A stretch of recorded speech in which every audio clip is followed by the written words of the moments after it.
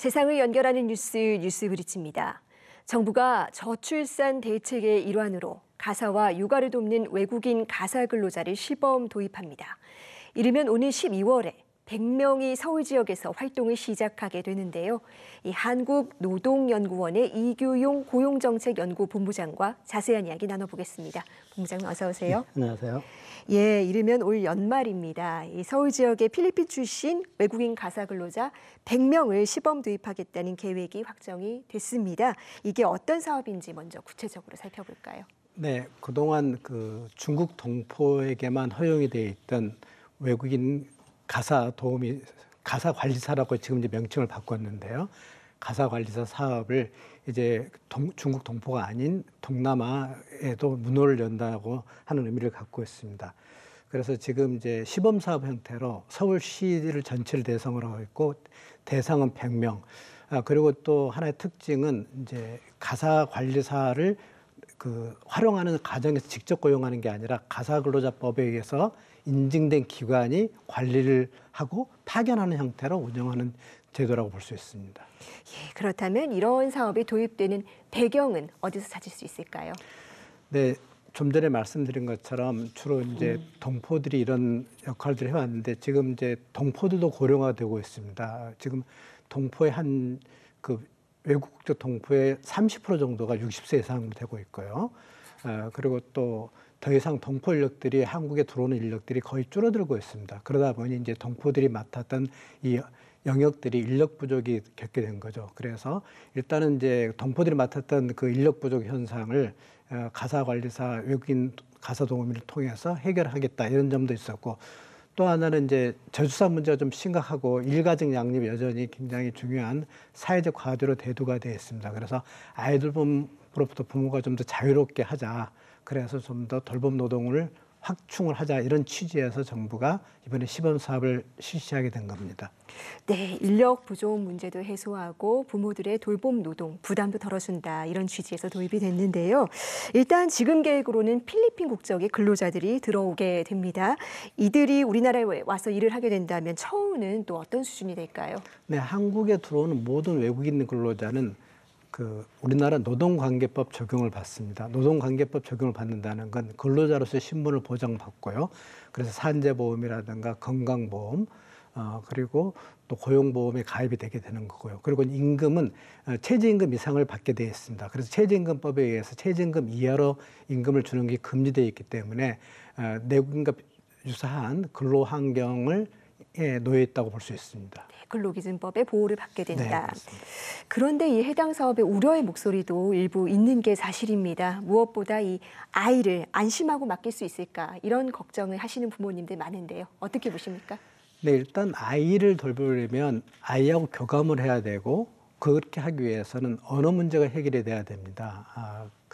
그리고 또 문화나 또 여러 가지 또 경험들이 좀 있어야 되는데 그동안에 이제 아이를 돌봤던 분들이 좀 나이 드신 분들이 오랫동안 경험을 가지고 있지 않습니까?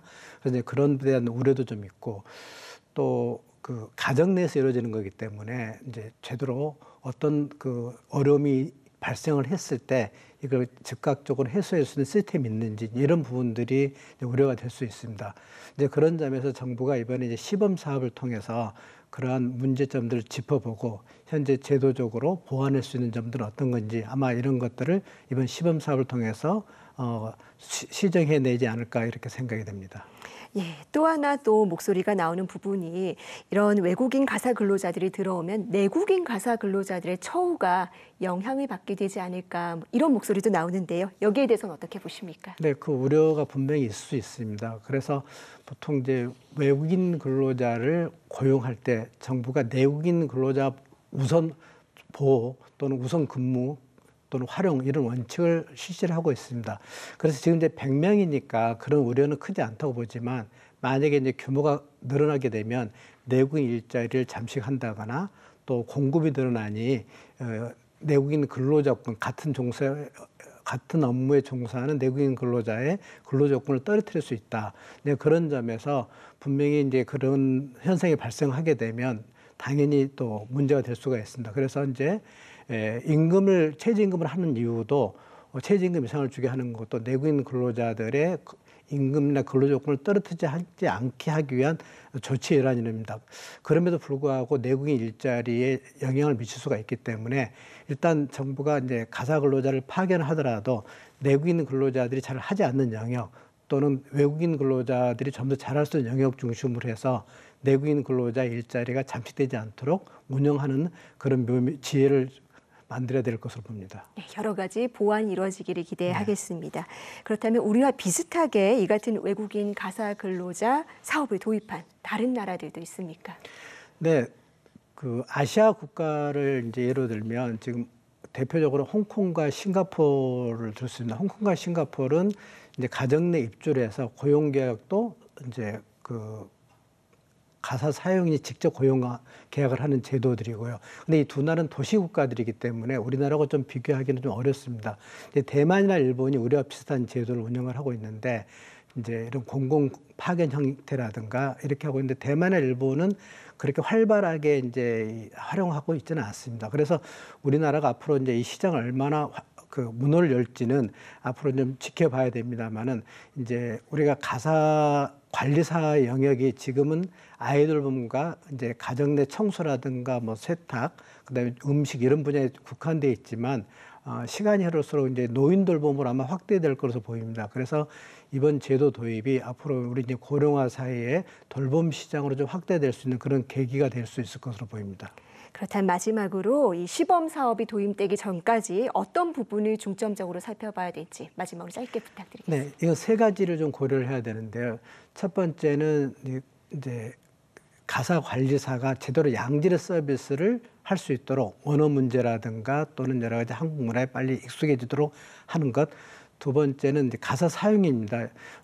어떻든 여러 가지 어려움들이 있겠지만 언어 문제 이런 것도 있지만 또 하나는 언어 소통이 잘 안 됐을 때 또 갈등이 일어날 수가 있고 또 나아가서 인권 침해가 될 수도 있습니다. 그래서 이제 그런 부분들이 일어나지 않도록 좀 조심하는 것. 그리고 또 이제 지금 파견 방식으로 하고 있기 때문에 이 공공 파견 형태이니까 이 파견하는 업체가 좀 더 이런 문제들을 잘 극복할 수 있도록 잘 관리하는. 그래서 정부가 이제 이런 분야들을 잘 모니터링을 해서 제도가 제대로 정착될 수 있도록 만들어 나갈 필요가 있다고 봅니다. 네, 부모들이 안심하고 이용할 수 있도록 세심한 준비와 보완이 이루어지기를 바라겠습니다. 네. 본부장님 오늘 말씀 감사합니다. 네, 고맙습니다.